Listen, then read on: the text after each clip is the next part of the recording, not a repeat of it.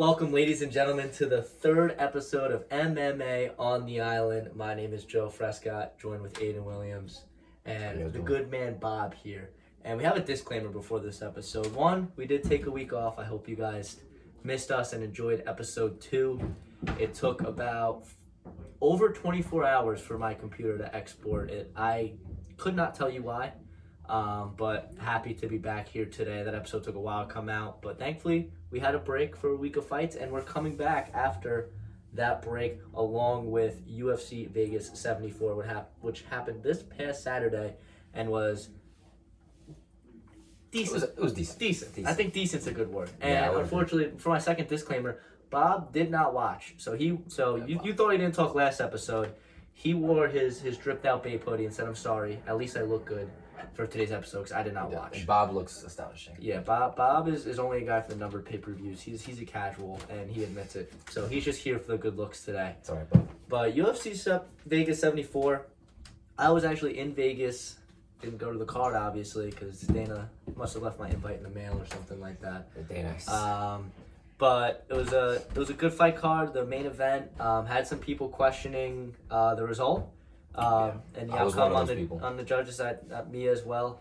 I crazy enough, Aiden, and we'll get into the fight card fight by fight. But just to start here, I was in Vegas this past week, which was part of the reason, along with the fact there was no fights, that we didn't do an episode.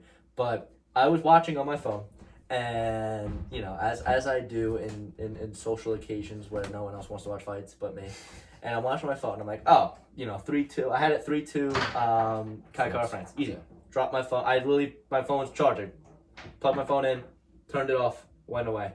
And then on my watch, I get a tweet, and it was like robbery, ridiculous, like all the MMA Twitter. And I'm like, what? And I look at my phone, I saw he won, like via split decision, Amir Abazi, and I was like, how? Yeah, I stopped watching after the 4th round myself. I thought France had it sealed after round 4. Yeah, no, you could have. I could have saw it 4-1 as Some well. people saw that as well.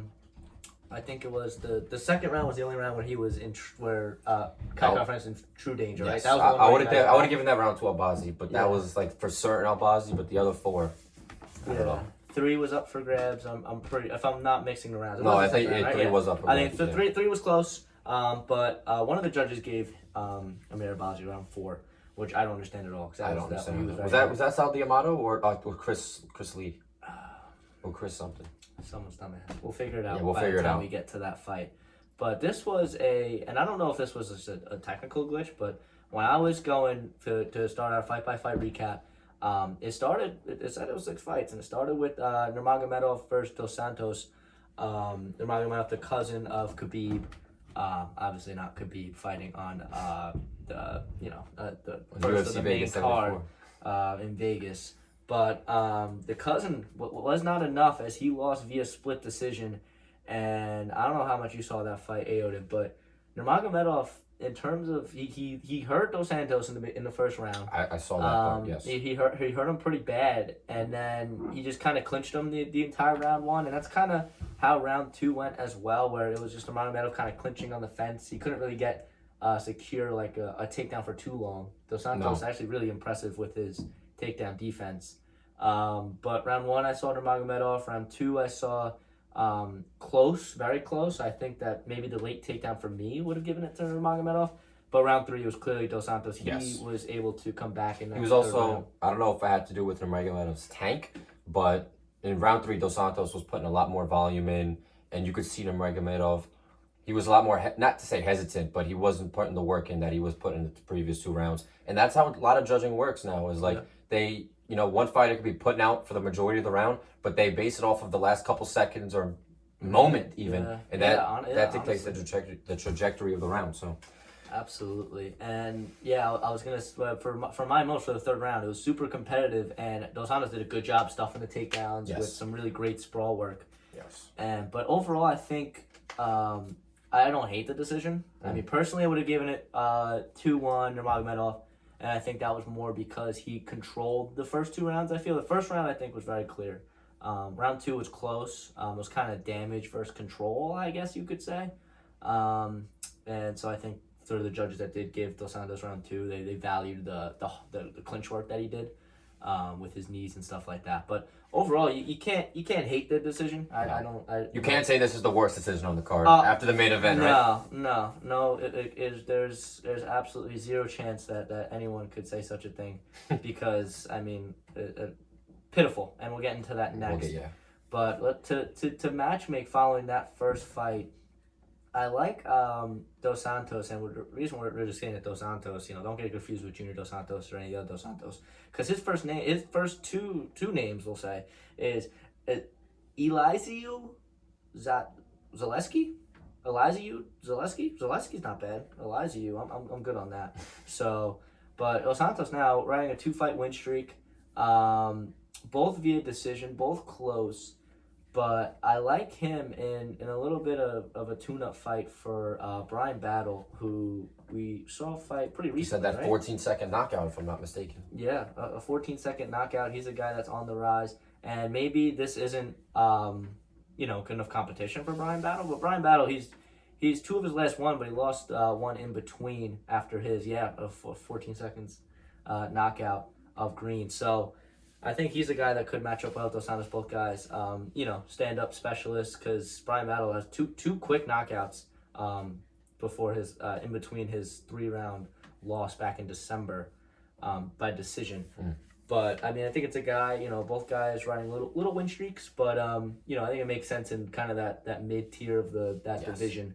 Definitely not ready for a top 15 fight yet, but I think Battle would be a good fight for Dos Santos. Yeah, didn't Battle win the Ultimate Fighter a couple seasons ago? Yes, he did. Right. He's one of those guys that, and we're gonna get into the Ultimate Fighter because did you? I don't know. I watched episode 1. I saw bits and pieces. Yeah, and it was honestly, you didn't have to see more than bits and pieces of it. It was very much kind of like fillery and like, oh my gosh, Connor's back, and that was it. Of course. But next, and he wasn't even in like 90% of it, which we'll talk about. But Nurmagomedov, I think for him, I give him a guy who I didn't even know existed until making these matchmaking, by the name The Sniper, Manir Zazi. Zazi is coming off of a loss. He's one of his last 2, coming off of a loss against Bonifim, another guy I haven't heard, where he lost quickly via submission. So I think it would be a good fight for Lazazi. He's 11-3 in the welterweight division, to test his ability, to take down defense. And Nurmagomedov, it's a classic striker versus grappler matchup. Yes. At the more the bottom of the division at this point. But next, the 2 fights to start that weren't really high profile. This was Silva versus Souza, and this was a fight that Silva super impressive for me. She came out and absolutely dominated. And it really it wasn't even close. No. As soon as the fight started, Silva got her to the ground and then worked some different submissions and ended up getting her in the heel hook. And it was Souza's debut, and it was a bad matchup to start your debut. Not a good fight card for debuts, as Mr. Jesse Butler. As we'll get to in our next 2 fights, but. Yeah, Souza, I mean, you couldn't really tell. They were both Brazilians, so it's called the Battle of Brazilians, but it was kind of just dominate. And Silva now, in her young career, has a 100% finish rate in the UFC, which is, really unprecedented. I'm not sure I forget how many fights, we'll find it right now. She has had only 2 fights in the UFC, both by quick submissions, though. So she's somebody that I think, in a flyweight division, and that is... I think it's a little more stacked than the other divisions, but as we talked about, it's not. None of women's MMA has too much depth. No. So I think for her, after 2 fights that were dominant, that were taking place in dominant fashion, I'll backtrack on what I said. It was her career. She has 100% career finish rate. Yes. The other Brazilian that has 100% career finish rate, right? What was that? The other Brazilian that has 100% career finish rate? Jailton Almeida, baby. Jailton Almeida, the man that kicked us off. Kicked off the show. Yes. Jailton Almeida, the GOAT.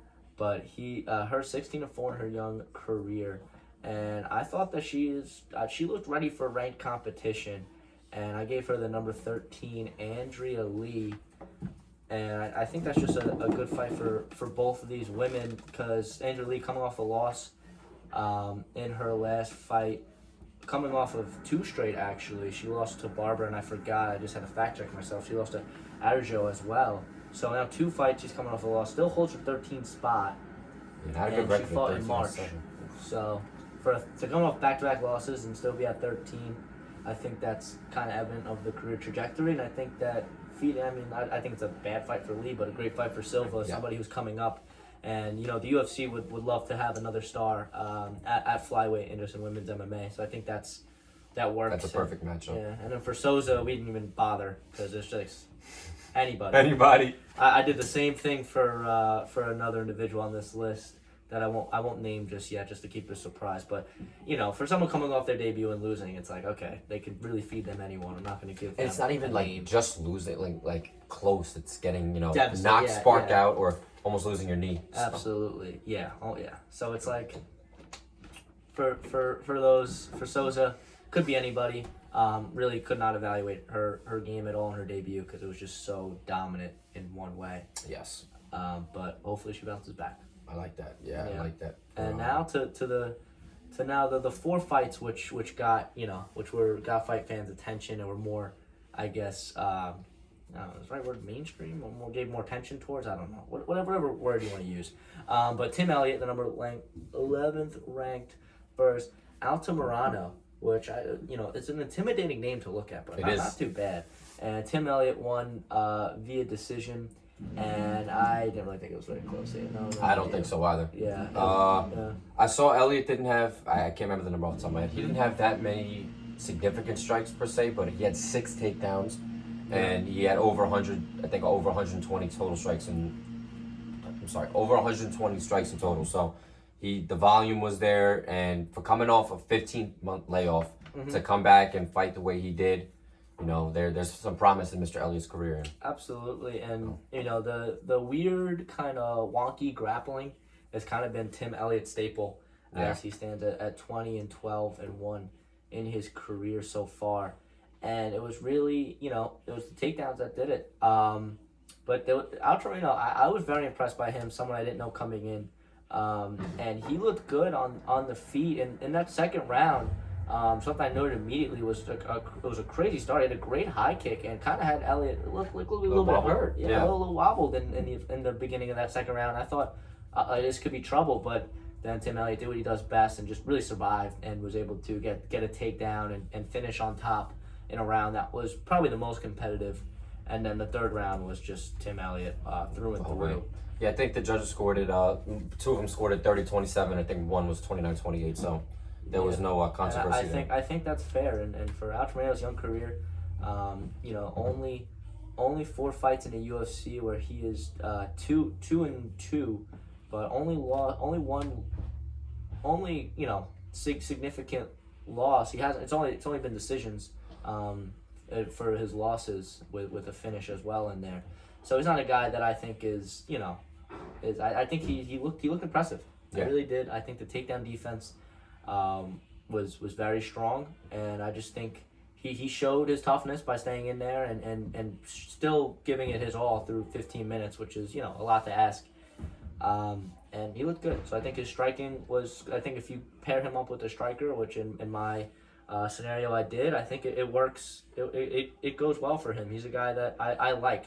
He's one of those guys where he lost the fight and he lost it soundly, but he did it impressively. Yes. And it's not something you see very often where if you definitely lost the fight, but you showed a lot. And I think Altamirano showed a lot of people that he's a guy that you should be looking out for in his improvement because he's young too. That was kind of like the Moskar Evlov and Diego Lopez fight. Like obviously Evlov, won that fight soundly, but Lopez coming into that fight and obviously losing, but putting up the fight he did, almost tapping out Evlov early on. So these guys show promise, and it makes us fight fans want to watch them, later in their career and not get cut from the UFC right away after a loss. So exactly. And at 32 years old, I mean, we talk about age in the sport. A few weeks back we were talking about Matt Brown and the likes of those guys who were kind of on the end of their career. Altamirano, he's 32, so he's kind of up there in age. He looked like a young guy, but sometimes those guys don't hit their stride until they're older. Until they're older. So, yeah, looking at Elliott right now, like you said, not much of a finisher. However, he's won 4 out of his last 5, but all 4 of those wins have came in a unanimous decision. So he hasn't been the finisher as of late, unfortunately. Yeah, absolutely. And when you're looking at Elliott and his career, you mentioned the 15-month layoff. Which did they mention at all why? I have no. I don't know if it was health-related reasons, but yeah, I couldn't tell you honestly. Sure. But for him, I mean, I'd like to see him get active. He looked good, and I'd like to give him a guy in Matt Schnell, number 8 in the flyweight division. Feels like Tim Elliott's always fighting down to his competition. I think it would only be right by the company, although I don't think this is going to happen per se, to fight up a guy in Schnell who just lost via KO TKO. He's taking some time off since that was in early December against Nicolau, another great prospect in that flyweight division. Mm-hmm. And I like Tim Elliott to fight up. I think it's about time. Yeah, I like that. I like that Schnell fight. I put 2 people. I put Manel Kape. Kape, I don't know if I'm saying that right. Yeah, and Cape, Cape, yeah. And then Mohamed Mokaev. Mokaev actually called him out after the fight. He wants to fight Elliott. Mokaev has obviously been a stud since he's entered this organization. I think Mokaev's sitting at 10 right now, and Elliott's at 11. So that would be, ranking on paper a pretty even matchup. Obviously, I think Mokaev would handle that fight soundly, but and Mokaev sits under him at 12.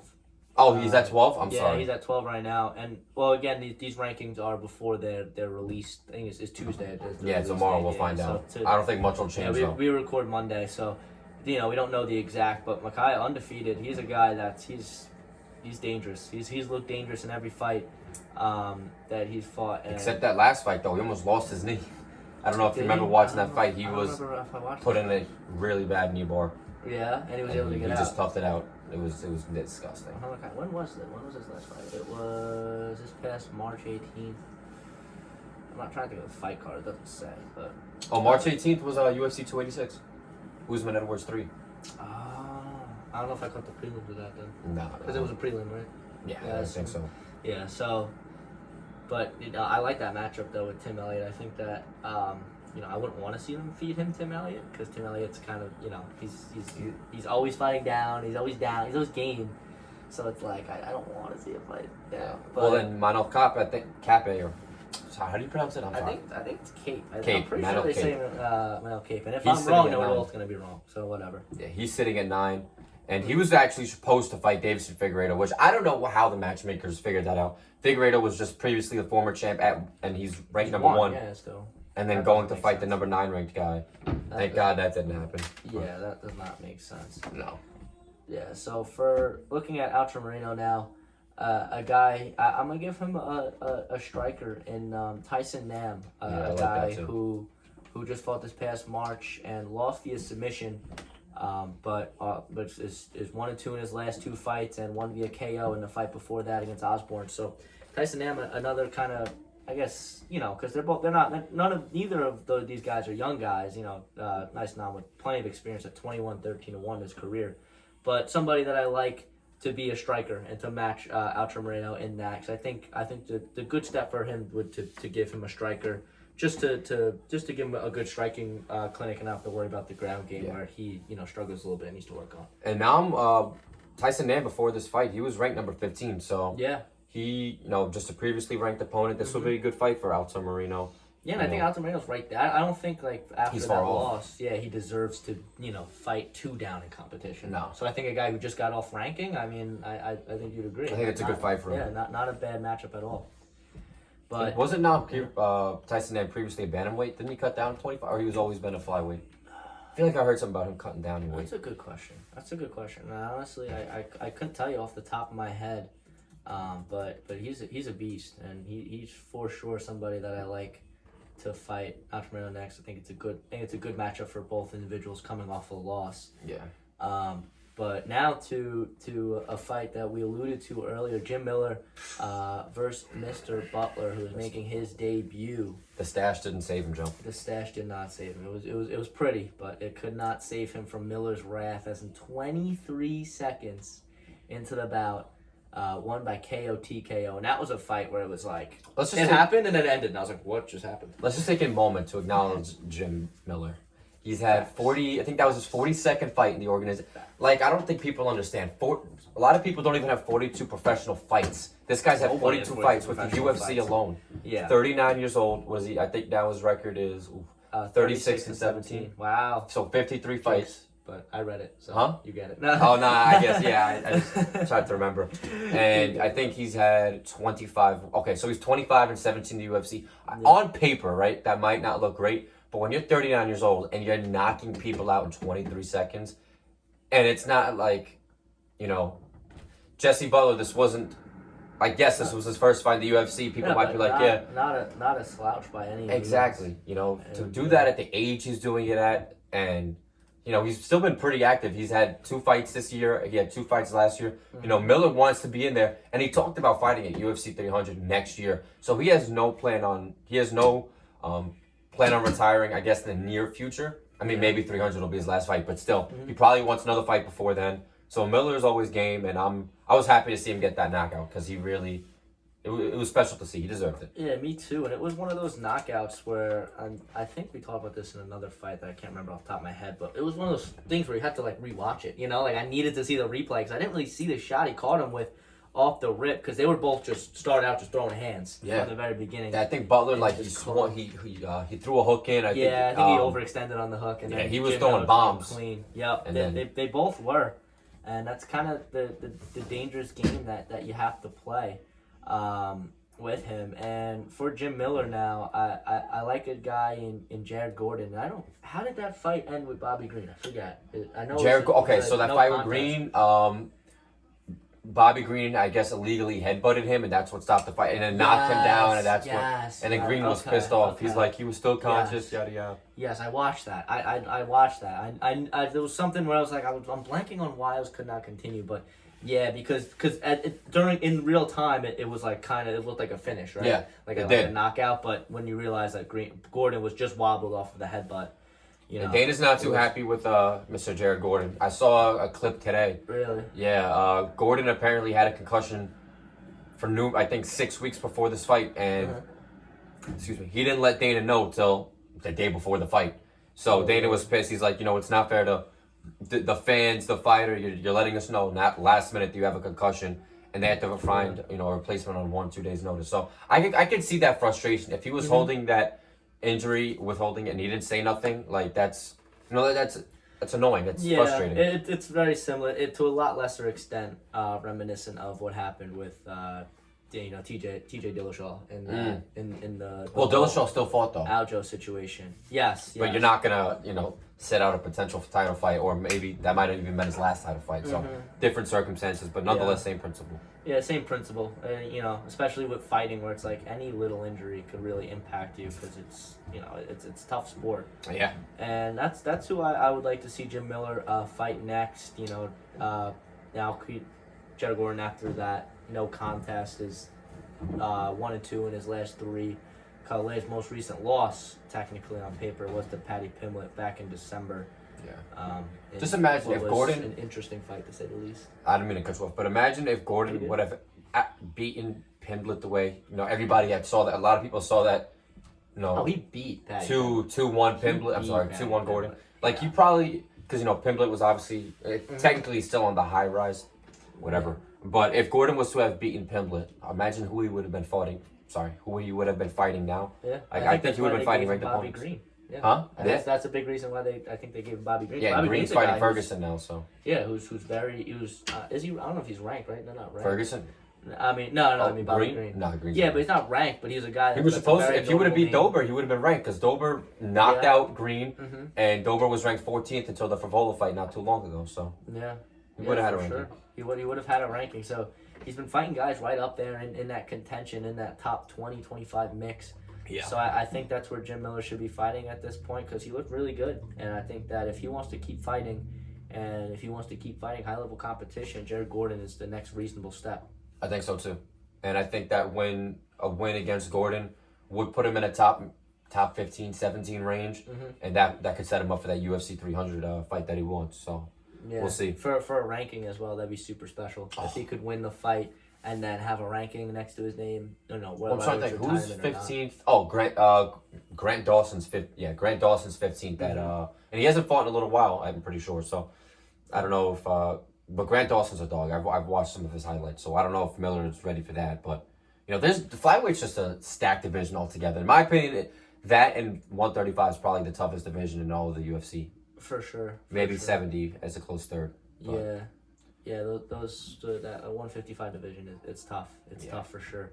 But for Butler, since it's his debut, and another guy we haven't seen. No, I'm sure you guys guessed it. That's the one that we're giving the anybody stamp to once again.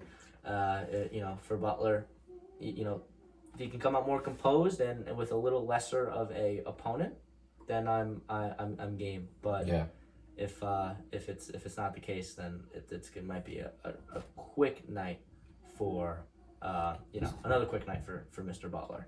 That could be his last fight in the UFC. Yes, yeah, it's for anybody. It's anybody who is 0-1 in their UFC debut, because I feel like they always pair those guys up. It's easy. It's okay. One of you is cut.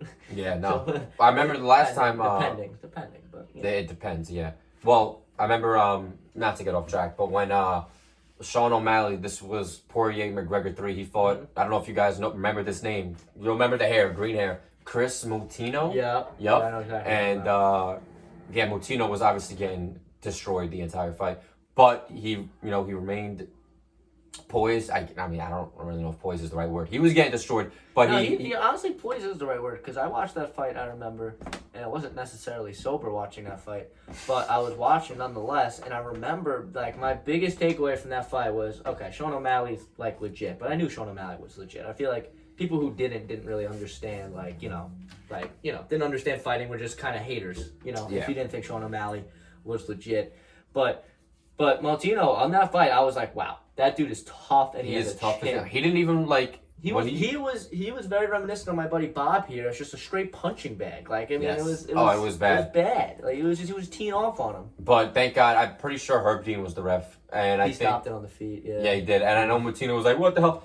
dude?" He probably saved him legitimately a couple years of his life. No, that's you took the words out of my mouth. I was gonna say, yeah, but he saved him 5 years of his life. Yeah, exactly. For 3 minutes of fighting, which he probably would have gotten, at least knocked down. And I think, unfortunately, Mr. Martino, I think he had another fight later on. And he lost that fight, and now he's out of the UFC. But nonetheless, the point I was trying to make was he was rewarded another fight. Obviously, Butler, he wasn't able to show heart because he fell asleep. Yeah. But I think he should get rewarded another fight for taking that fight on 2 days' notice and against a guy who's not a slouch in Jim Miller. Yeah. So we'll see. Hopefully, he gets another fight. If not, on to the next, right? Yeah, exactly, for sure. And yeah, I think the UFC does do a good job of that, though. I think out of all things that UFC gets criticism for, and the sport MMA gets criticism for, UFC does a good job at giving guys a second shot, because some guys have lost their debut have become top 15 guys. I don't have anything off the top of the dome right now, but they're guys that had great careers regardless. So one loss shouldn't define you in such a crazy sport. I mean, look at Kevin Holland. He lost to Thiago Santos. And I know this was probably random, but he lost to Thiago Santos in his UFC debut after Dana didn't even like him. Oh, really? And then I didn't realize Kevin Holland to fight Thiago Santos. Yeah, he fought in middle. Well, Holland was a middleweight for the majority of his career. Yeah. So he lost to Santos, and now he's fighting Michael Chiesco, who's ranked number 12. So he's had an up and down career, I guess. But I love Kevin Holland. I know, I like him too. I'm a big Kevin. He's one of my top, 10, 15 in the UFC of guys I just enjoy watching and just. He's just himself, He hasn't put on a character. He's himself. No, yeah, and that's what a lot of guys need to start learning how to do. Yeah. But Alex Caceres for the next fight, holding his 15th ranked and putting it on the line against Pineda. And Caceres won via unanimous decision, but he looked extremely impressive for me personally, just because of the fact that he's one of the guys that, although I guess I haven't been watching thoroughly, prelims as well, for the past until the past 2-3 years. Mm-hmm. But I've always been a fan of the sport, and Alex Caceres was actually some guy that I've kind of followed his whole career trajectory at this point. Really? Sure. Yeah, he's a guy that when I saw him on a fight, I'm like, oh, I like watching him fight, because he's been, he's a kickboxer, And in the beginning of his career, that was really all he could do was kickbox. I don't know if he has like a karate style, but it says what on he practices. freestyle on Freestyle, ESPN. it has a weird, wonky kind of freestyle flow, to his game, which I really enjoyed. But this fight, I saw a lot of improvement from Alex Caceres. He looked fantastic from start to finish, and the biggest thing for me, for him, which I've seen him get taken down a lot in his career, it feels like a lot in his career, and just wrestled, was his takedown defense was on point. Pineda was trying to shoot, was trying to press the action against the cage, and Caceres was able to keep it on the feet, and he showed that just real growth, I would say. Yeah, he stuffed 8 of the 11 takedowns Pineda had on him, so his takedown defense improved immensely. Yeah, it really has, and Pineda was a guy that I had not seen before that fight, but was coming off of and he has another do not continue in there. I don't know if you know about him versus Andre Philly on why that was a no contest. Well, wait, who was Pineda was supposed to fight Philly? He fought Philly back in 2021. I just wasn't sure. It said no contest. Oh, wasn't sure if I could rack your brain on that one too. But Yeah, Pineda now, he's won. He's won one of his last 3 now, 2 of his last 4. So he's a guy that's primarily ground centric, with his last win being by decision, being by submission, and 19 wins in his career by submission. So he's a guy that's very much a guy that wants to get you on the ground and break an arm, leg, or neck. So for Alex Caceres to come in there against a wrestler and do a great job on the wrestling defense, I'm thoroughly impressed and happy to see as a fan of Caceres that he's made that improvement. Absolutely. And I think he's ready for the top 15. Yeah, well, he was ranked 15th going into this fight, Caceres. Yeah, he's ready for. I'm saying to fight up in Got you. No. Above his rank. Absolutely. Yeah. Now, 15 is like, you're ranked top 15, but not to say you're unranked at 15, but it's like, you're usually gonna fight an unranked guy at 15. Exactly. That's what I was gonna say. Unless you're a special talent, somebody that they like, a special talent or a special personality. Yeah. You don't usually get guys, and Caceres, I think he's very talented, but he's definitely not one of those guys that are on most fans' radars. No. So for him, it wouldn't make sense for him to fight up, but he fought well, he fought great, and I'd like to see him in a fight that I think takes place next weekend. At 289, Yeah, which would make it perfect. Ige versus how do you say his Lander? I've watched Landwehr fight multiple times. I just don't know how to say his name. He's an action-packed fighter. Yeah. I'm looking forward to his He's the fight guy that he has action on his chest, right? Like he's like does he actually have tattooed or something? That'd be I might actually be pretty confusing funny. with somebody else. But he's a wild bill. I've watched him fight, and his fights are always just nuts. But I'd like to see him fight the winner of Ige versus Landwehr, because Ige's sitting at 11. No, 11 or 12. Yeah, he's sitting at, I think 12 because Mitchell's at 11, right? He's at 13 actually. 13. But that's right. Youssef is at 12. Yeah. I mean, you got these. I gotta tell you, the one thing I've taken away from these first 3 episodes is that my boy Aiden got this shit like it's right down his hand. I'm not the smartest, but my memory's okay. Yeah, your memory's really good. I'm the exact opposite. I'm pretty smart, but my memory's shot. I always need reminders of things. Even like a fight that happened, just a month and a half, 2 months ago. I couldn't remember why it was a no contest. That's my memory for you. But Ige sitting at 13 right now, and he was somebody that I was gonna pair up with Caceres. Forgetting about the next week's card, and then when I was previewing the next week's card, I was like, oh, he's fighting next week. Perfect. Give him the winner, because if Ige does lose, then Landwehr will probably be a little bit in that same range as Caceres, so probably like a 13-14 kind of fight. Yeah. And then if Ige wins, then he'll probably get bumped up to top 12, 11, 10, and that's exactly where Caceres should be fighting. So I think it works out well that those fights are paired together, because I think both winners should just go at it. Absolutely. I think Caceres should fight. Well, I'm not saying should, but it'd be nice if he fought Bryce Mitchell. Obviously Bryce Mitchell, his last fight, he got subbed by Ilya Topuria, who's fighting Emmett in a couple of weeks. Mm-hmm. That's gonna be a big fight for honestly both fighters. Real quick, I think if Emmett loses that fight, I think people might be like, oh, he's a casual, whatever. I think he might hang up the gloves if he loses that fight to Topuria. No, I don't blame you. Because he's 38 years old. At that point, he's already ranked number 5. You lose that to Topuria, you'll drop down he'll probably drop down 1 or 2 spots because he beat Calvin Kattar, who's ranked below him. But you know, when you lose fights like that, your shot at the title just goes down. So I think if he suffers a bad loss to Topuria, he's retiring. And honestly, if Topuria wins that fight, he'll get a title shot because Holloway's sitting at 2, Ortega's at 3, and Allen's at 4, and he just lost to Holloway. So that would set him up for a good title fight. Anyway, sorry, I didn't mean to get off track, guys. Nah, it's just been facts. Yeah, no, a little bit. That's a little bit of facts, but whatchamacallit?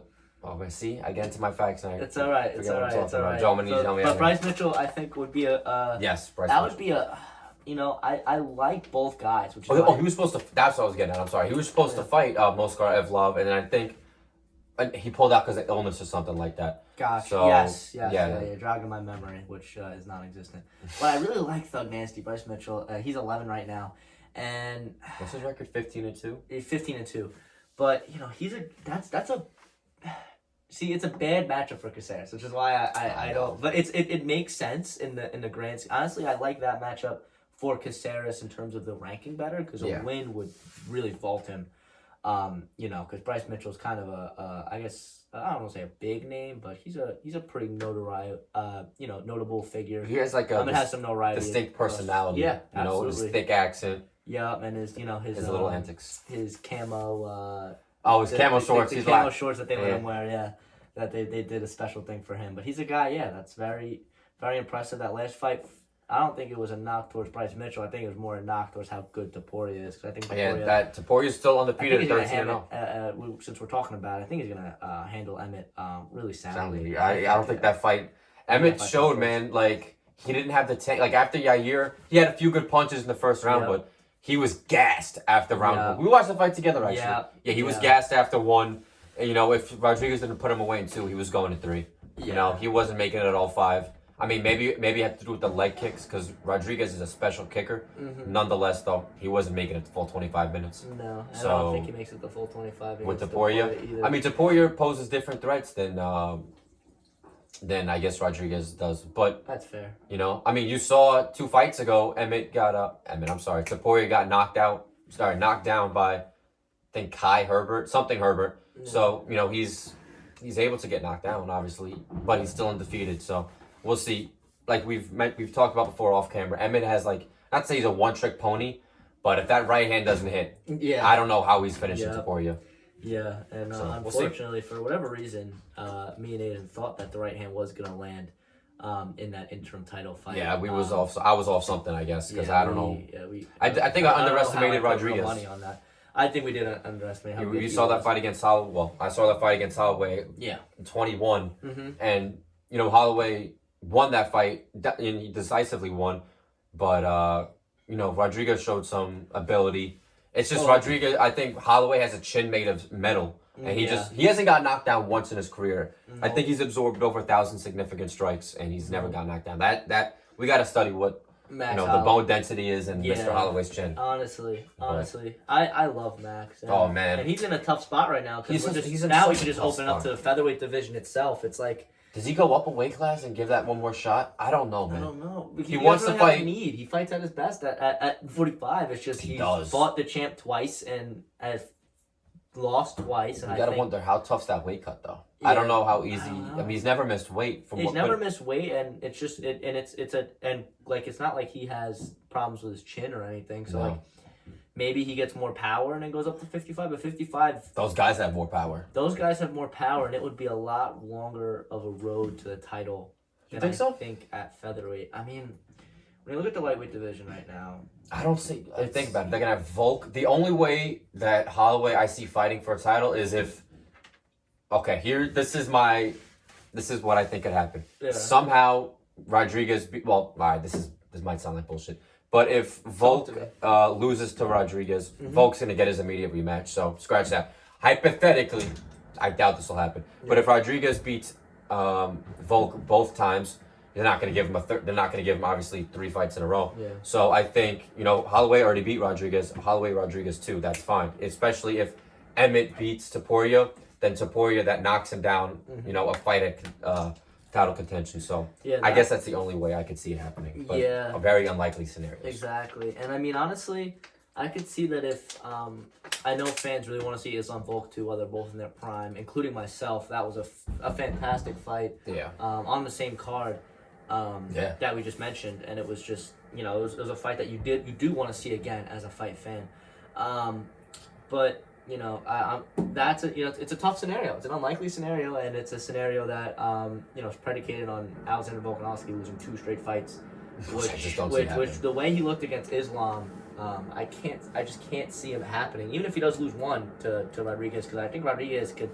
He's scary, honestly. I think he's if somebody he beats that him, I he's might gonna knock him out. What? I think Rodriguez will knock him out. I don't think he'll if he won, that fight. I don't see it being by decision. Yeah, I could see him finishing in any way, really, because Rodriguez does have some such a good kickboxer. He's so long. He has good submissions too. He has a good submission too. He's some good jiu-jitsu as well. So that's a tough fight for Volk. But for when you look now for the moving up for Max Holloway, I mean. He called out the Korean Zombie. Well, I think the Korean Zombie called him out. But Korean Zombie, his last fight was to Volkanovski, and Korean he got destroyed. Unfortunately, Korean Zombie called him out. Huh? He called him out. I think Korean Zombie was like, "Hey Holloway," because somebody asked Holloway. He's like, "Who do you want to fight?" And I think he mentioned Zombie because he's one of the guys who's been in the game for so long that he never got a chance to fight. Yeah. So but that would be fighting down in the rankings more. Further down than Allen. Allen was 4, Zombie's at 7. Yeah. That might be Zombie's retirement fight, and that'd be a good way to end it. Win or loss. I would be fighting out the champion. I would be okay with that. Yeah. But I think honestly, what would be fair, and I think would be most likely, is if Holloway wants to stay active. I like that fight with the Korean Zombie. Hopefully, a retirement fight for Zombie. Hopefully, I know you as a fight fan, you want to see the most action. Of course. So when I say this, take it with a grain of salt. Hopefully only 3 rounds, because of the fact that I don't want to see Zombie fight 5 rounds, because Max Holloway is not a guy who has overwhelming power. He's overwhelming volume. Non-stop volume. The overwhelming volume is something that the Zombie at this point in his career, I don't want to see him take that much damage, and he won't make it out bloody mess like he was with Volk. Yeah. So I would like to see that as a 3-round co-main event. I like that actually. For sure, and then ideally. If Taporia does win against Emmett, I think the winner of that fight maybe fights Holloway as a title eliminator. It's tough with Holloway. I like that because with Holloway, if he wants to stay active, then he's 31 years old. Zombie. He's in his prime. This guy's been around for so long. But I don't think he wants to fight. I know sure. Yeah. He doesn't want to fight once a year. I mean, I don't think he would want to fight once a year. Yeah. No, he stayed active as a champion. He was fighting he did. Once, twice a year. Well, he only fought once last year, I believe. Yeah. To Volk, and then so far once this year. But now that I think about it though, him and Zombie co-main at UFC 293. Izzy as the main event because Izzy wants to fight and no, I'm sorry, it's 290? It's 294, I believe. No, 294 is Abu Dhabi. So 293 is in Australia. That'd be perfect. Izzy as the main event against hopefully Duplessis, but it'd be good if it was Whitaker because they're both from New Zealand. But for me, when you look at that card, I don't want to see Duplessis personally. I would rather see Whitaker. That's me though, because I think Whitaker fought a great fight. I thought it was very close. That second fight. I thought Adesanya won, but I thought it was close, and I also think that Duplessis. Unless he could show us something, really show me something. I know. No, he's one of those guys. I'll change my mind. But the last time I saw him fight, I don't remember who it was. Derek Brunson. Derek Brunson was fucking him up in that first round, and then Brunson. That's what I'm saying. Like, being 40-year-old. It looked like Derek Brunson is not anywhere close to where he's not on the Whitaker's level that Whitaker is at, and the level that Adesanya is obviously at. It would just be good to see, I guess, it was just a fresh competition. A fresh face, for sure. Because he's beaten everybody, real quick, go down the top 5 rankings to 85. You got Pereira at 1, but he's now fighting, he's fighting Blachowicz, so I don't think he's going down to middleweight anymore. No, so you got unless it's for Izzy, I don't think he fights it. Yeah, no. That again. Whitaker at 2, Adesanya's beaten twice. Vittoria at 3, Adesanya's beaten twice. Cannonier at 4, he beat, Adesanya beat him last July. Yeah. And then 5 is Costa. He fucked him up the last time they fought. Yeah. So at 6 is Duplessis. So it'd be good, to see him beat the next 6 guys in the rankings. It just would solidify his it's crazy because 185 GOAT status. People aren't know. gonna like that I say that, but it's okay. I don't care. Some Yeah. people are like, it's obviously Anderson Silva. I don't know. I think that second half of Anderson Silva's career, not second half, but his last few fights kind of. Well, I guess we'd have to wait to evaluate to see, what Adesanya does the rest of his career. But I think as of right now, he's on the trajectory for sure to be, the goat at 185. Personally, because of the fact, as you just read through, he cleaned that division. That's what I'm saying, cleaned. bro. It's cleaned out. I think one more fight with Whitaker, if he beats Whitaker, and let's say Duplessis does beat Whitaker, I can't see it happening. He does, hypothetically. Yeah, I don't see it. And then he beats Duplessis, then that's it. Who does he have to fight next? I don't think. And then Pereira beats Blachowicz, fights Yuri for the belt, whatever. And this is again a lot of hypotheticals, but just bear with me. I'm a very I'm gonna label this part of the the show hypotheticals. Yes, we should title that. No, but seriously though, if what's his face, Adesanya beats not Adesanya, Blachowicz beats Pereira. Bro, no, Pereira beats Blachowicz. Pereira I know beats what you're saying. Blachowicz. Bro, I have too many names going on in my whoever head. the champion is at light heavyweight, Yes. whether it's Hill or Yuri. And then obviously, I think Adesanya, if he beats Duplessis or Whitaker or whatever, he'll deserve to get another shot at the light heavyweight gold. I agree. And that would set him up for him and Pereira 3. I who think, would have watched that's the ideal scenario for the UFC, and I've seen people mention that. But I think that it's tough. Adesanya's in a tough spot here, where he might have to just go up just for the sake of competition purposes, because he's the best there is at 85, and it's really not close. But we'll stop with the hypotheticals now and get back to guys. I'm sorry. the fight card. No, it's okay. I thoroughly enjoy that. I love going through hypotheticals, especially in a fight card that was interesting. Had two top 7 guys in a very stacked division in flyweight. But top to bottom, it wasn't the most stacked card. It wasn't anything. We didn't even talk about that fight. See, we're sure. talking about all these. Lots to get through. But for Pineda, very quickly, I like a guy in Bill Algeo, who has now lost his last 2 fights. Actually, he won his last fight via submission to Brown. I didn't catch that one back in April, but he lost to Philly via split decision. She's a guy that I like for Pineda. I think Pineda's a strong grappler. Obviously, he still should be fighting in that top 20, 25 competition. And Algeo not ranked at the moment, so I think a good fight for both guys. 2 guys who have strong ground games, and I think could both line themselves up after that win for either guy to voice crack to the top 15. Sorry, we're only 20 years old, and our voice still cracks. Yeah, especially me. Everyone when I went to Vegas, everyone was like, "You look like a child," and I'm like, "I know, I'm 20." It's all good, brother. Moving on to the main event, though. Yep. Number 3 Fronts versus number 7 Albazi. Yeah, and it was a fight that, as we mentioned, Albazi won via unanimous decision. No, split decision. Split decision. Sorry, I wrote that unanimous. It was split decision. It should not have been split decision. It should have been unanimous for the other side, though. Yes. And Kaka France, who I thought clearly, and I'm talking clearly, won. And I think round 2 or 3, whichever one, he didn't get didn't have him in the back, the back mount, and had him in the triangle, and almost had him in a rear naked choke, body triangle that is. But rounds 1, 3, 4, Kaka France. You mean 1, 4, 5? 1, 4, 5. Yeah. Sorry. Joe, no, you don't have to. I don't want to sound like an idiot. Another thing. Too apologetic, my man. Too apologetic. Correct me, please. I need to be corrected. All right. My ego is big enough. I promise. He's one of those humble people I know, guys. Don't let him fool you. No, bro. No, I'm not. Aiden, we just have to hang more, my brother. I am not humble. But Kaka France clearly won round 1, 4, and 5. Didn't mess it up that time. Yeah. And 2 and 3, extremely close. I think, round, 2 and 3, from wherever I watched the fight twice. 2 and 3, for every reason, just scrambled in my memory that doesn't exist. But whichever round that Albazi didn't have... 2 definitely went to Albazi. I'll give him that. But like you said, I think it was 2, yeah. 48-47, France at worst. At best for Albazi's case, it was 3-2. Yeah. But there's no way he should have won that fight 3 rounds. I don't know how, and there was one judge... I'm pretty sure it was Chris Lee. I'm pretty sure it was Chris Lee, because Adesanya freaked out about it. I think Chris Lee was the name. When you mentioned the names of who was the judges at that event, Chris Lee was the one that stood out as the one that I feel like he's always messing things up though. Well, yeah, they was and people don't like Sal D'Amato either. Sal D'Amato gave it I think he gave it to Albazi as well, 3-. Yeah. So those are the two judges that wow. But I think those two guys suck.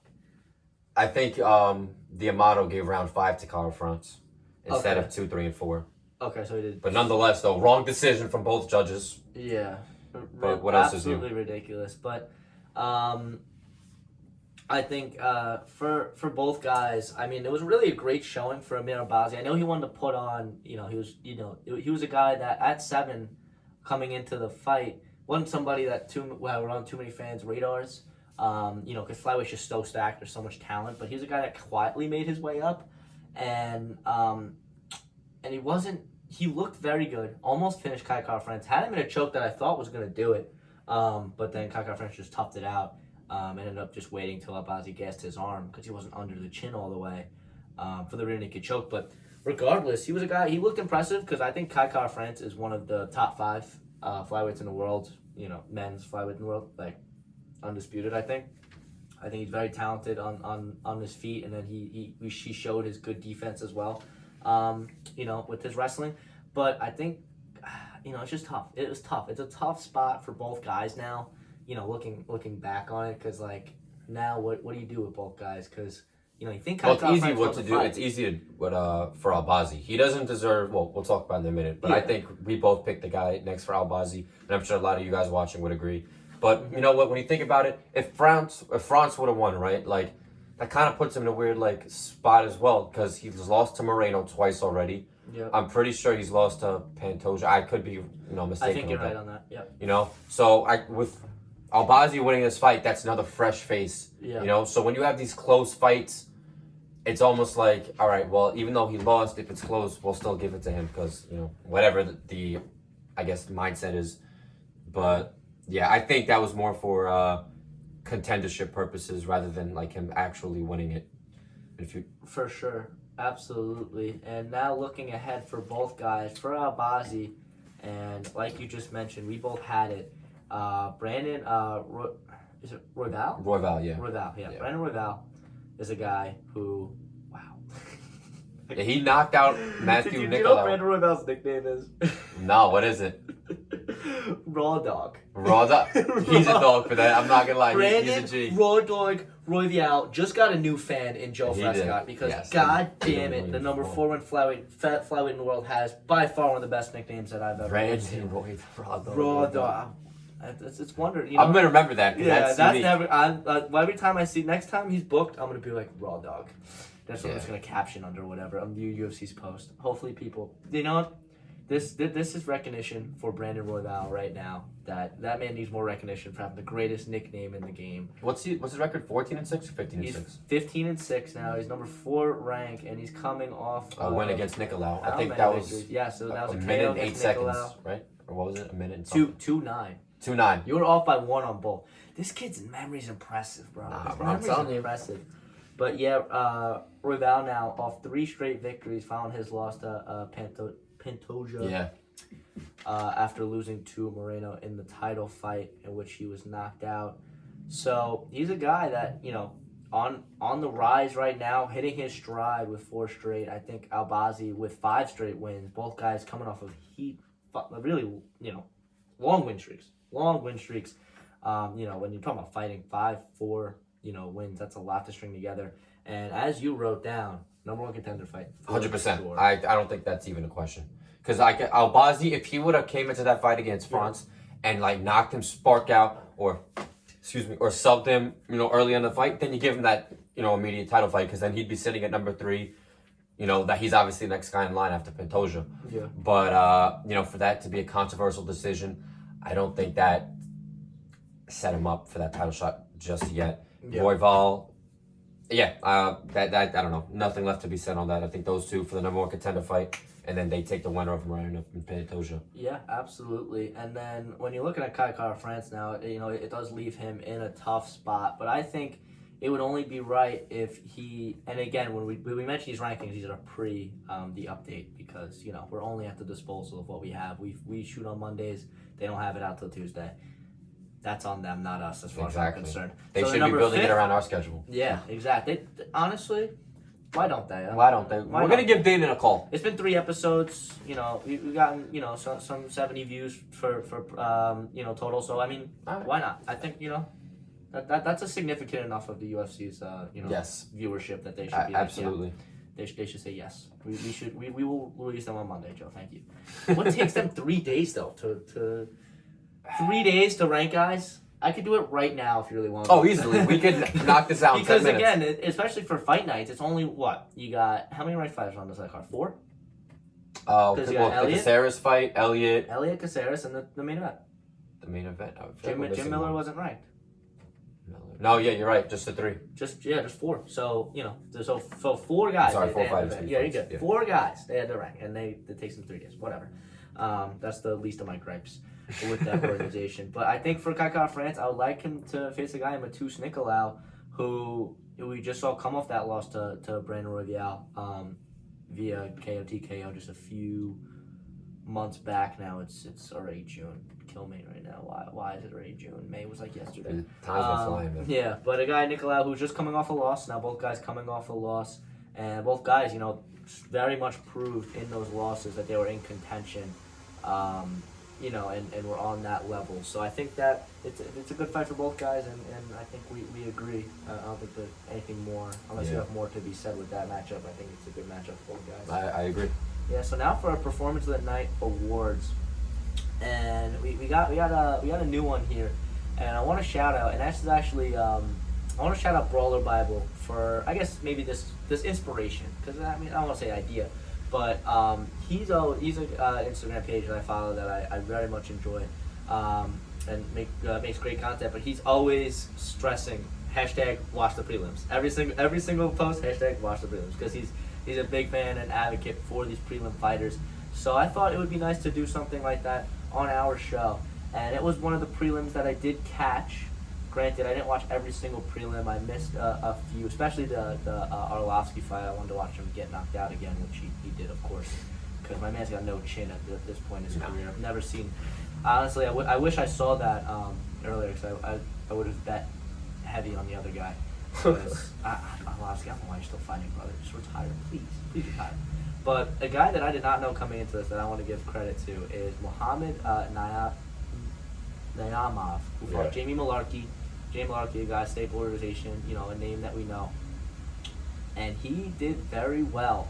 And he was a guy that, coming into the fight, that no one really heard of him, honestly. I don't know if you heard of him at all before. Who, Muhammad Naimov? This was his debut, actually. Yeah, it's the debut. The debut fight. Well, for the debut fight, Muhammad Naimov, he was extremely impressive. He was able to great takedown defense, because Jamie Malarkey stuffed 5 out of the 8. And it was close in terms of significant strikes, but he found a home for that finish. And he's a guy that I think is our prelim performer of the week. And Ayoden, you agree with that? Oh, you know, it was pretty easy choice for that prelim performer. But something we're gonna keep out of, because you know we got to give those prelim guys some love. So in the lightweight division, Muhammad Naimov, somebody to look out for sure. So now for the biggest stock rise, and we agree on this one as well. You know, you got 2. I guess we'll count it and use it as cheating, but it's fine. And Alex Caceres for our 1, because, you know, he looked good. And the big question was, how would he fare against a wrestler? And he showed it right there. Stuffed the takedowns and did a great job using his striking, which obviously was very clear that he's been skillful with back in his early days. So Alex Caceres, a guy, development on the rise. Very happy to see him. Yeah, I put Jim Miller only because, you know, obviously, this guy's a UFC fighter, so I'm not going to call him a tomato can. But Jesse Butler, you know, making his UFC debut, whether he, you know, won by points or knocked him out, it's a new fighter. So he didn't have necessarily a big name to say it's a high stock rise. But, you know, Miller, like I said, like I mentioned earlier, winning 4 out of his last 5, you know, just to perform the way he did at the age, and I think age is a big factor, because at 39 years old, you're in a way far removed from your prime, you know. Yeah. So to knock him out the way he did, it just shows Miller's not going anywhere anytime soon. So that's the only reason I put Miller as tied for Caceres, but you have to really boil it down. Honorable mention. Honorable mention. That's fine. There you go. And next, I put the Nurmagomedov cousin that I'm not going to try to say his first name. Abubakar. No, I'm kidding. Whoa. Good games. Oh, no. Abubakar Nurmagomedov. Not as bad as I thought. I was just intimidated. Names scare me sometimes. You can tell as a broadcaster. It's terrifying when you look at the sheet. You see, okay, I gotta say this guy's name 8 times. Great, he's our star player. But Nurmagomedov is a guy who, coming into it, I thought, was very, had elite level wrestling. I thought he'd be able to take his opponent down and, do work on Dos Santos, a guy who's mainly a kickboxer, but he could not do that. So for the cousin of Khabib, got to give you the biggest stock fall. Sorry, bud. Not your night. Nope. On the ground. And quickly, just to go through, since we agreed on pretty much all of these, so there's no contention, no need for two of us to ramble on about fights we already talked about. Finish of the night, Jim Miller, clear cut, 23 seconds. Do I need to say anything else? Fight of the night, Kai Kara-France versus Mira Balzi. That was the most competitive fight. It was the longest fight, with 5 rounds. And although Kai Kara-France should have won by all of our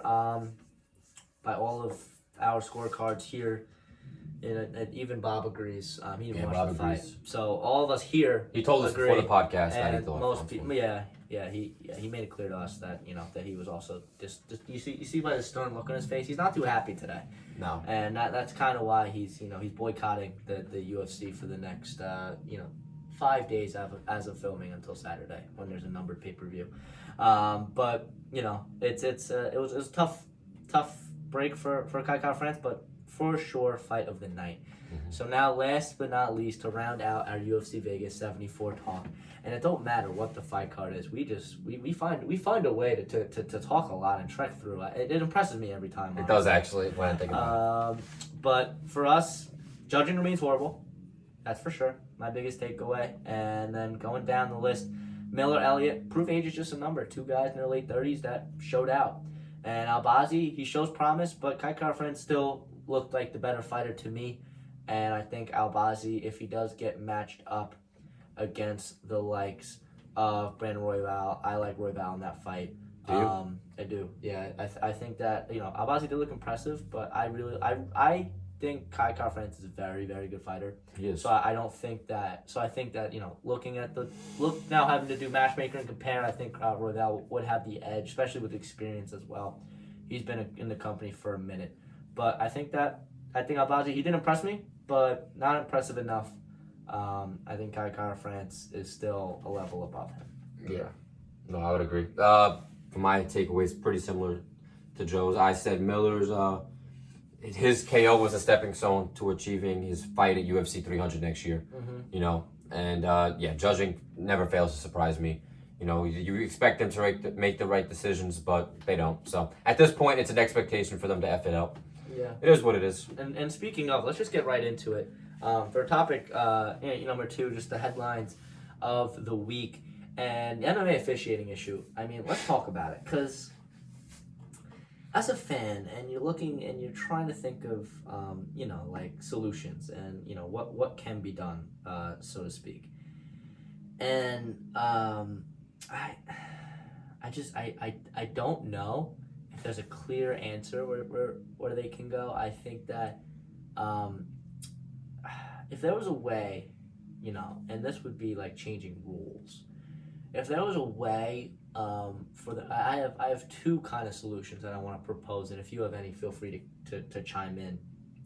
But if there was a way for one, either the UFC or just the commissions, the state commissions, because these judges are by the commissions, not by the organizations.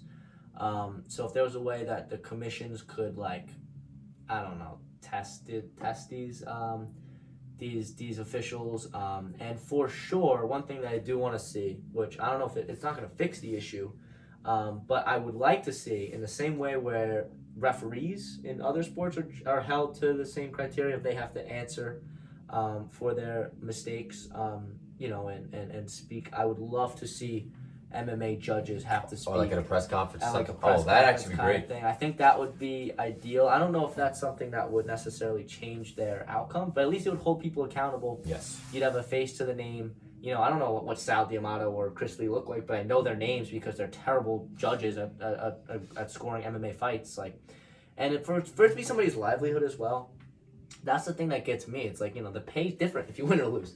You know, that could be the difference between somebody having their career and getting cut. Yeah. So I mean, it's a tough subject, but I think it's something that needs to get fixed, and I think it starts with with maybe holding them accountable with press conferences, and for the two solutions I had outside of that, I would like to see them, you know, go through a judging pool and criteria, maybe strengthen their criteria for the state commissions, and then outside of that, I would love to see if an organization like the UFC, if it was I don't think they would do it for something like this because it was a close fight relatively, and I wouldn't want to flip it. I wouldn't want to flip the result of a fight, you know, by the organization just because most people think it was one way. I think for those that are like absolutely awful decisions, like because it was 3-2, I think, in my card.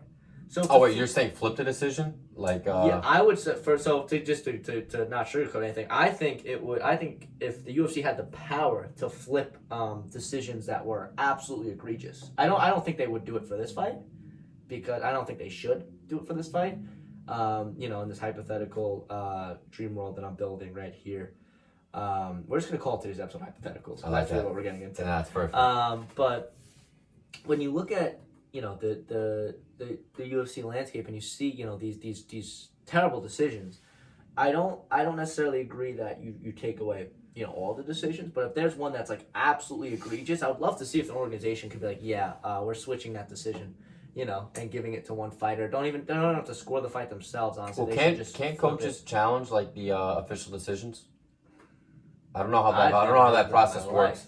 That's another thing I would like. I would like maybe if they could bring in a second party, and this is why it's so tough with officiating, because it's not like you know, like other sports where there's reviewable plays and it's let's be able to review this play. They can't, you know, there is reviews in fights if necessary, if there's like a low blow or some sort of eye poke or something like that, but when it comes to a decision, you know, what are they going to do? Review the fight for watch 15 minutes again and then change their mind? Like, there's nothing you could do about once the decision happens, the decision happens. So if there was a way to overturn egregious ones, I'd be good with that. But most importantly for me, I would like to see these judges held accountable, and I think that's the bare minimum because everyone gets held accountable in their jobs. Yeah. You know, if I don't show up to work one day, I'm getting held accountable.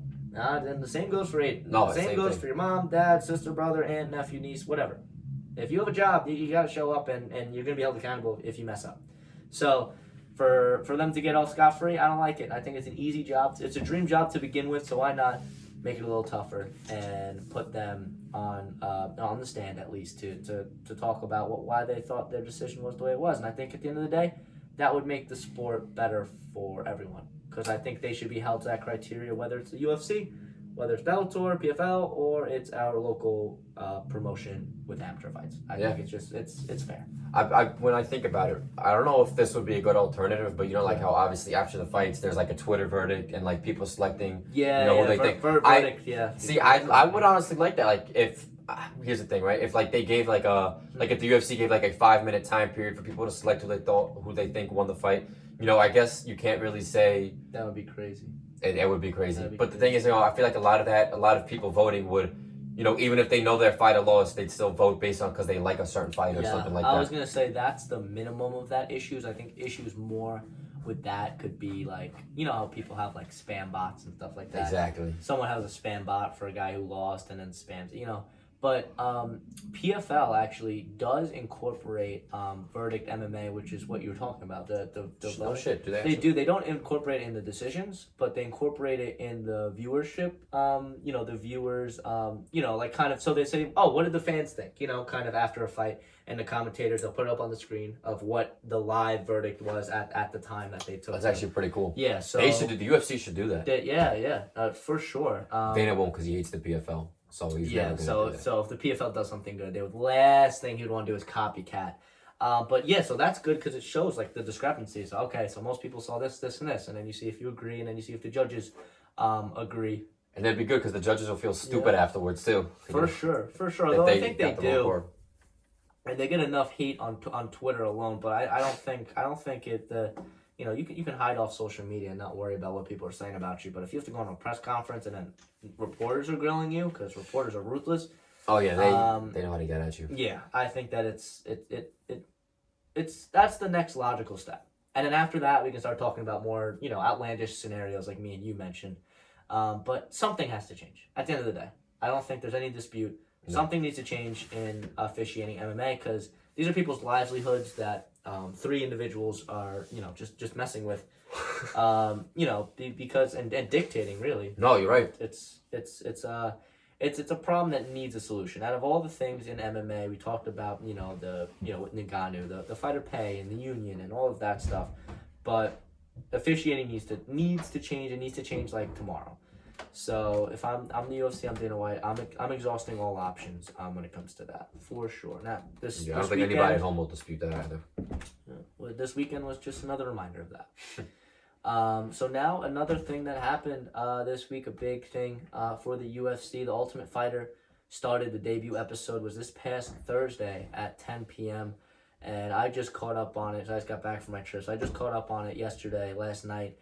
And, it was a quick 45-minute episode, very much introductory. We only saw one fight, and it was ended in about 15 seconds. I think it was 10 seconds. 10 seconds, yeah. It was funny because, honestly, I don't know about you, but in the lead-up watching, because, the last, 5 minutes was them building up that fight, right?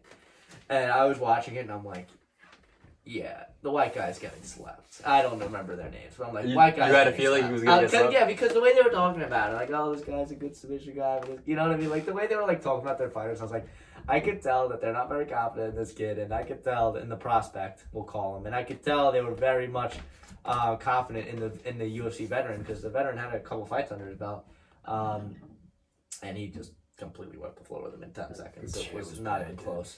But other than that, did you see the difference in yeah. I'm sure you've probably seen, and you guys watched and seen clips on social media, like when McGregor was the coach, the Ultimate Fighter coach in 2015, like how he would be yelling at his fighters. He'd be like, stay off your fucking knees. Like he was just so much more enthusiastic. I mean, it's hard to be enthusiastic with a 10-second fight. So I guess you could understand the difference. Mm-hmm. But after this guy got knocked out, he was like and then just back then years ago, which is also to the point of the fact that I just don't think that that even Connor really believed. He's like, this guy's kind of ass. Yeah, the way they were drilling, because they were throwing the drill. The way they were drilling, it was very basic stuff with that white dude. And I was like, and the other guy was throwing nasty combos, 5-6, stringing them together with kicks too. And I was like, I don't know if I have faith in white boy who can't strike. Granted, if he took him down, it would have been a different story, but didn't even get that far. Did not. So, it was over before you knew it. I do think you do mention that the enthusiasm from Connor, and we saw he didn't show up to the weigh-ins of that fight. Do you think that was pre-planned? And I think it was pre-planned, but the only person who probably knew about it was Dana. He probably made it so it's a suspenseful thing about Connor didn't show up, blah blah controversy. But Connor was probably I'm gonna show up and do the bare minimum, which I'm getting the feeling of what he did. That's kind of what he did this Ultimate Fighter season. Because, he has no really incentive to, be it's obviously not for the compensation. It's for the build-up of his, Yeah, it's comeback. The build-up of his return. So it's not something he's putting too much of his chips in. So I think that I could very well see, these next couple episodes and, when it gets down the stretch, I think he'll be more around. But I think these next couple episodes, it could be very apparent that he's just kind of there. And I forget how many episodes. Do you know how many episodes it goes to? I don't know. But I just think that for this part at least, I don't think he's gonna be around too much. And no, I just can't wait till they release the alleged fight date between him and Chandler. But that might change because McGregor, he still hasn't entered the USADA pool or whatever the other circumstances may be. But that's, I think, what everybody's looking forward to. I don't think, not to sound like a jerk, I don't think people necessarily care about who wins the Ultimate Fighter. No, you're right. At this point, people don't care. Because the Ultimate Fighter was very popular. And even, showing my age, my parents watched The Ultimate Fighter when it first released. And granted, I'm 20, my parents are 40. You know, they had me young. I couldn't imagine having a kid now, by the way. That would be. Could you imagine having a little child right now? I couldn't imagine. That's crazy. So shout out my parents for holding it down. But they watched The Ultimate Fighter and they loved it. Like the beginning, like the early couple seasons of it. They loved it. Even my mom, who doesn't watch fighting, doesn't like watching fighting too much. Like she'll watch if it's on, and there's nothing. She won't go out of her way to watch. But she won't go out of her way to watch fights at all. It doesn't. I haven't watched a fight with my mom in long time, like years we're talking. But she enjoyed it, and but so it's something that's like it's a good concept, but it's kind of lost its shine over the years, and especially with the lack of success from. When was the last Ultimate Fighter season? I have no idea, which is why and the only reason I'm watching this one is because of the names of the coaches. Yeah, exactly. And, it's a cool concept they have for this one, where it's like prospects versus that is veterans. Cool. And I like that. I think it makes it more competitive because, you're showing the prospects what it's like to be a borderline UFC guy. Because all those guys are borderline UFC guys. Yeah, of course. All of them, I'm pretty sure, had maybe not winning records, but they had, they were either went even in their career or they lost like 2 or 3 in a row, and that was it for them. So they're all like, high level fighters. So I think it works out well. And I think the cream will rise to the crop in this format. But in terms of entertainment value, I'm telling you, it's literally just, I think, McGregor's name. Because before the coaches were selected, there was rumors that the two coaches were supposed to be Poirier and Gaethje, which obviously now we know they're fighting. Yeah. And I think Poirier had turned that down because he didn't want to be away from his family too long, which is an understandable reason. Honestly, yeah, for sure. No, but I still, those two are very exciting fighters. Anybody will tune in to watch them. But I think if it was those two coaching, I don't think people would really have necessarily watched it as much as Conor. Conor, I think, will always be the biggest name in martial arts, I think, for a very long time. I can't see. Maybe Khamzat. I don't even. Yeah, for me, history. I mean, I don't think there's anybody who's gonna be able to replicate a rise like that. Cause the way he brought up the UFC, it's like he transformed an entire organization, and honestly, the sport in general, like the way people started tuning in. I was gonna say he was a pioneer for us. Like, there's a difference when you look at guys who are very, who are pioneers for the UFC. Like, think about a guy like Khabib, who was a pioneer in the UFC, where he was undefeated in his career. Never even lost a round until he lost one to Conor, right? He lost round 3. All 3 judges lost. He lost round 3 to Conor, but he won that fight via submission in round 4. So it didn't even matter. It didn't even get to the scorecard. So he won every round of his career, but one. And that one fight he lost a round and he finished Conor. Obviously, that's common knowledge, but. And he was a pioneer of the sport, and John Jones, another pioneer of the sport, where he was somebody who was big at 205, light heavyweight, that we've never seen before him put all of it together, like have fluid kicks in Muay Thai and striking and grappling, there's no flaw in John Jones' game, and he's, I feel like, a pioneer in that sense. But Conor McGregor, to get to the point, there's never been anyone who's a pioneer of the sport. MMA, he transformed the sport. He made it kind of like a sport, because for the longest time it wasn't really accepted. What they couldn't get early in the UFC's career. I know so much about this because I had to write about it. But they couldn't get TV deals. They couldn't get stuff like that because it was seen as violent. Although boxing gets all of that. I don't know. There was a stigma with MMA for a while. That the UFC had to bridge past, and Conor blew the doors open with his, with his entrance onto the scene, and really grew the sport in ways I can't imagine anyone doing it more. Imagine where the UFC would have been today if McGregor never even came into the sport. It's crazy. It's crazy what one man's decision to take up a sport, and we saw it in the documentary.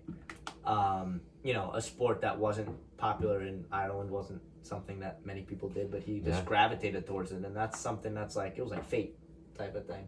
Yeah, I remember seeing a clip of I think McGregor, he was like 24, and he was like on the Conan O'Brien show, and McGregor was like, he told his dad, he's like, Dad, by the time I'm 25, I'm gonna be a millionaire, and he said his dad laughed in his face, and now look how much McGregor's worth. Like we just mentioned before, he doesn't need the Ultimate Fighter for money, so this guy is worth millions, and his kids are set, his grandkids are set, like he's paved the way for his family. Yep. And I love that quote, and I that's a quote that I think is so motivational, when he's like, when was it? It's a clip. I forget the exact words, but it's like, when my kids are set for life, that's when I melt down. He was like, I went crazy, during this game, but but when my kids are set for life, it'll all be worth it. And that's something that's like, he did it, he said that before he made it, and then he did it. So for Conor, you can give him all the crap in the world for his off the octagon actions and some of the tomfoolery he gets himself into, whether it's Twitter or just any sort of altercations that he gets himself in, because he likes to get himself in trouble. But he's a fighter. All fighters do. Of course. You gotta be crazy to step into the octagon. So yeah, you can't be all there. Nuts. But there's nothing. No, he's not. No one more entertaining in the sport than Conor in terms of personality ever. But lastly, just to wrap things up here, let's talk a little bit about UFC 289, which I think when you're looking at the summer and all of the great fights that got lined up, this kind of crept up on me. This fight card in particular kind of yeah, June's a good month of fighting, and I would say this is probably the worst card out of the fights coming up. Unfortunately. Yeah, I think it's a weak main card. It starts with Marc-Andre Barriat versus Eric Anders. Eric Anders I'm very familiar with. I forget something with, was he a former football? I forget what he has some sort of bigger relation to the world outside of just his fighting career. But he's a name that's very familiar. We talked about Danny Ainge versus Nate Landwehr. That's going to be a good fight at featherweight between a ranked opponent and Landwehr, who's kind of knocking on the doorstep. Mike Malott versus Adam Fidget. I've never seen any of those guys fight. I've heard of Malott, but I've never seen any of those dudes fight. And they're the third fight on this main card. And then the co-main, the people's main event, Oliveira Dariush, which we will get into very shortly. And then Nunes Aldana stepping in short notice for not short notice, but she wasn't scheduled. Nunes was scheduled to fight Pena for the third time. But I'm happy, like we said earlier. Obviously, you don't wish injury upon anybody, but it's good that Nunes got a fresh face in competition. So yeah, but I mean when sparks the card up a little more. Yeah, but when you look at Aldana, now that we're talking about it, at 35 years old, 14-6, I think. 14-6. Her only advantage, she has an inch on Amanda. That's about it. And she last fought in September. It was a catchweight fight, which she won via KO. And before that, she had fought since July of the previous years. Now we're going to 2021, where she beat Yana Santos by knockout.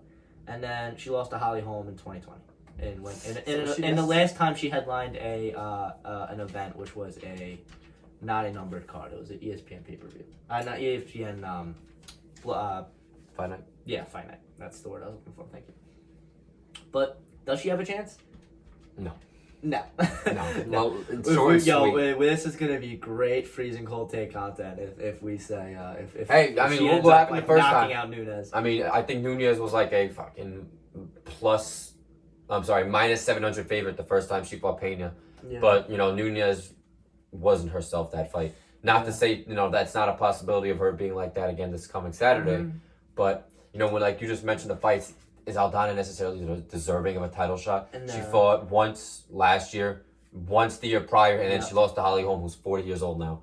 Yeah. So, they weren't going to give it to Holm again. I think Raquel Pennington is ranked number 2. I think she has a fight booked. Mm-hmm. So it's like, I guess she was the only option. Yeah, and she really was in a division that's as shallow as it gets. But, I think it's very clear who we both have winning, so I won't talk too much about the main event, which should be a quick and easy night for Amanda Nunes, as long as she has a proper fight camp and is 100% healthy, because, some things we don't hear about until after the fight. Exactly. So, as long as there's none of those stipulations, and Aldana does win, that would be a miracle.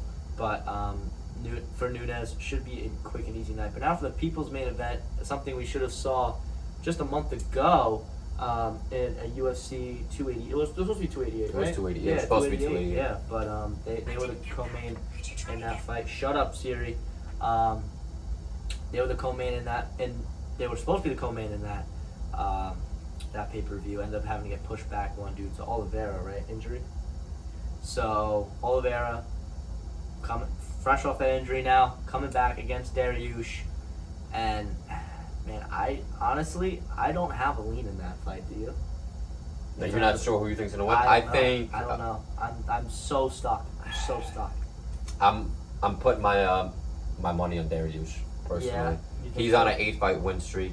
I mean, up until the fight with Islam, Oliveira was like on an 11 or 12 fight win streak. So, you know, but there's no debate that if Dariush beats Oliveira, he's next in line for the championship. Even if, regardless of who wins between Poirier and Gaethje, they both have fought for the title twice. Oh, for sure. Both lost twice.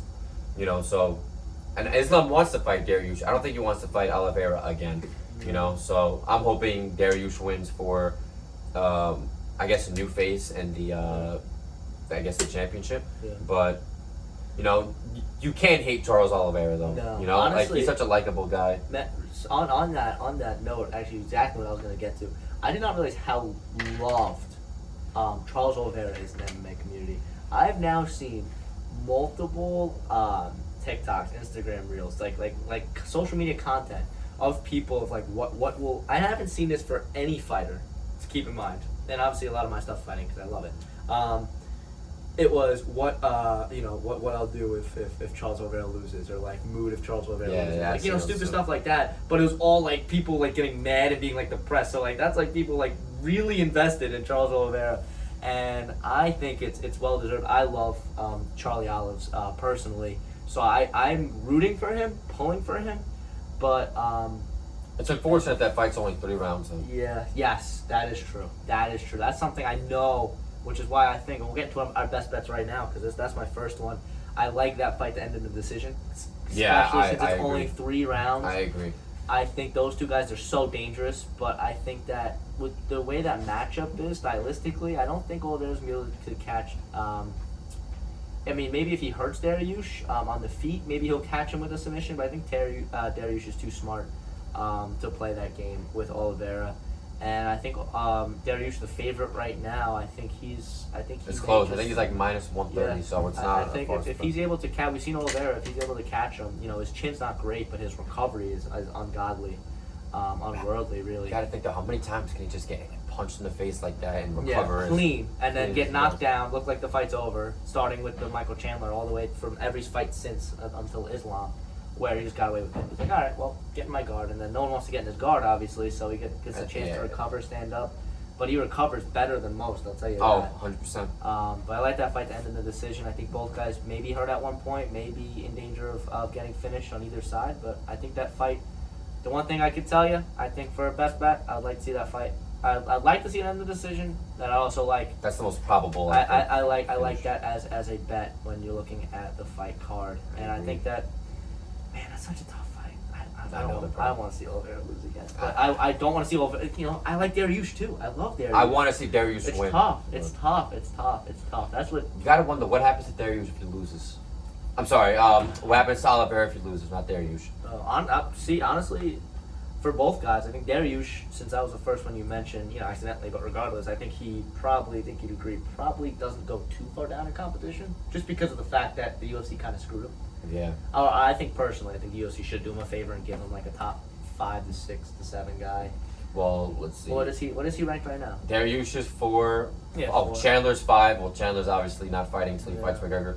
Fiziev is 6, so you could see that happening. That would be nice. I think Dos Anjos is 7, or that's Armand Tessarikin. And yeah. Yeah. So those are. I forgot he was a 9. Yeah. But I know 10. Your memory's crazy. I just have to say. Thanks.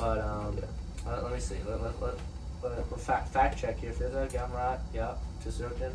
9 is RDA. Oh, 9 is RDA. Okay. RDA, yeah. Of all people, RDA. Isn't that crazy that he's still? Well, I think he said before he's like he's not fighting at 55 unless it's for the belt. Once he's not fighting for the belt, or unless he fights Conor. So he's never fighting at 55 again, people. Wait, so who's at 7? Tessarikin or no Gamrot, and then 8 is Tessarikin. Okay. And then you go into the Turner, Hooker, that. Man, I love Jalen Turner. I really think he's gonna put. I think he's gonna put Hooker away, and. Yep. I can't wait to see him continue to fight because I think he's a tough challenge for he's a guy I only a lot of people. Saw fight once. This was what was his most recent fight? Against Gamrot, split decision. Gamrot. Yes, it was that decision, very close, and I was very impressed with what I saw with him. He's a guy that I like as well.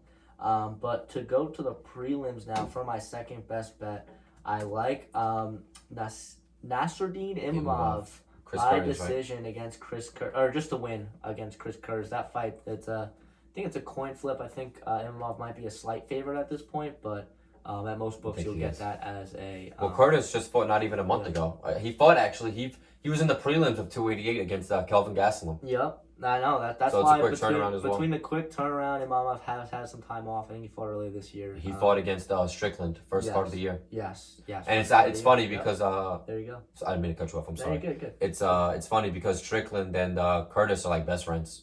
So it'd be pretty funny if they both end up beating the same guy, and it would kind of suck if Curtis loses. But it would put what's his face? It would put Curtis in a weird spot if he beats Imavov because I don't know. I honestly don't know who we'd fight because I think Curtis is ranked 14.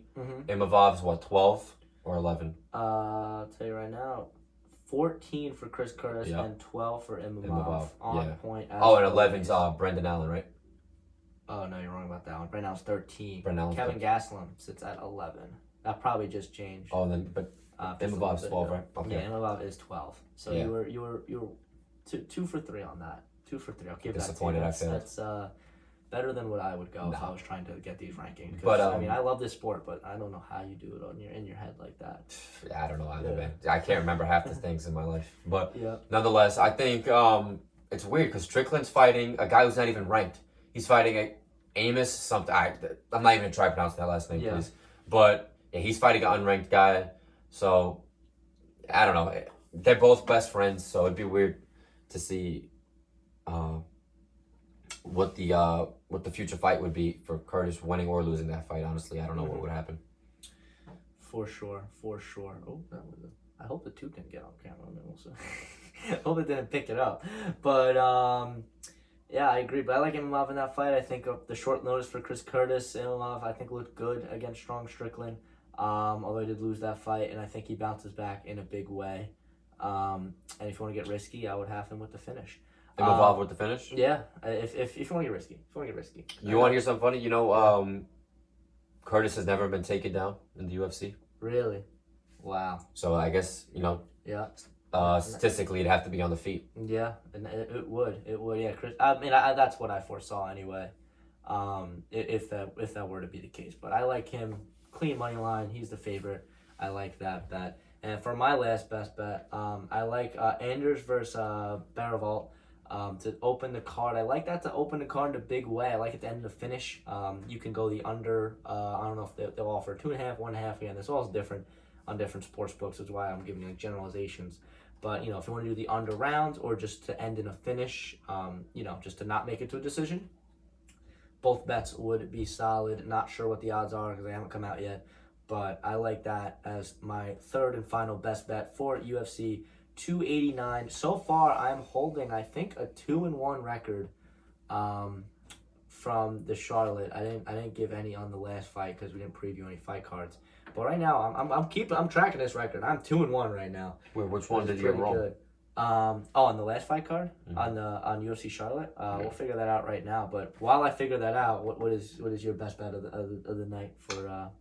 Nunez by sub. Like what you had written down. Nunez by sub. I don't think many people argue that. Obviously, Nunez being the, prolific submission artist that she is, I don't think she's gonna knock out Aldana. But I think that fight's gonna end within 3 rounds, before the championship rounds begin. I think she's gonna tap her out.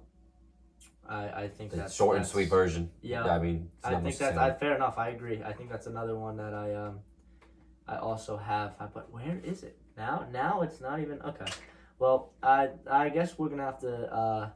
I'll put it on the screen when Aiden mentions it in terms of I'll say quickly, on an overlay. But I couldn't find my picks for episode 1. I don't know where they were written down, but it was not on this account or computer or document. So with that, I think that concludes episode number 3 of the MMA on the Island podcast.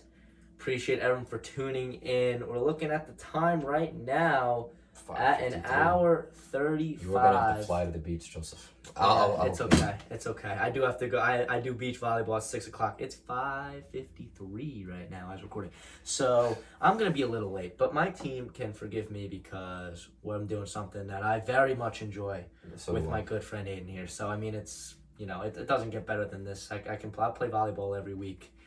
I'll miss a couple games, but for now, that is gonna do it for the MMA on the Island podcast. My name's Joe Fresca. This is a beautiful man Bob here. I'm Aiden Williams. Aiden Williams, baby. So till next time, next week we'll give you our UFC 289 recap.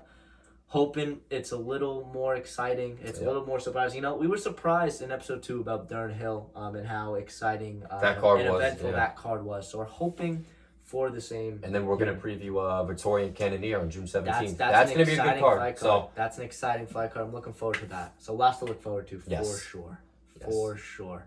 But with that, that's going to do it for episode number 3 in the books. Thank you guys for tuning in. Beautiful faces. Yes, sir, absolutely. But get used to these beautiful faces. Because as we said in episode 2, you're going to be seeing a lot of us, and it starts right now. Because I don't know. Full 2 months. There's no breaks from, there's a fight every weekend for like the next few months. Yep. So you're going to be seeing us every week, guys. Every week, and that is including, I have other things planned this summer in terms of going away. Same with Aiden.